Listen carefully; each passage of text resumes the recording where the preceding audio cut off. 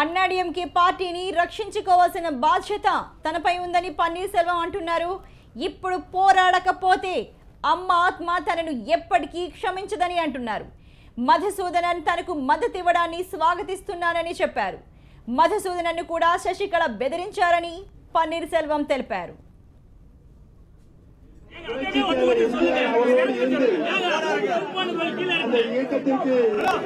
புரட்சி தலைவரால் உருவாக்கப்பட்ட இயக்கத்திற்கு செய்த தியாகம், அவர் ஆற்றிய அரும்பணிகள்,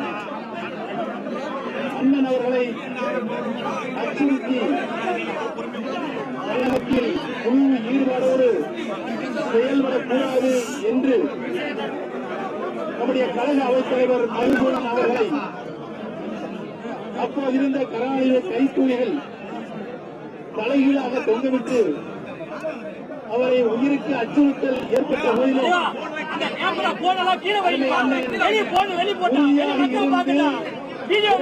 அவர்களுக்கு பக்கபலமாக இருந்து இந்த இயக்கத்தை வளர்த்தவர் என்ற நன்றியோடு இன்றைக்கு அவர்களை நாம் வருக வருக வருக என்று நாம் வரவேற்கிறோம்.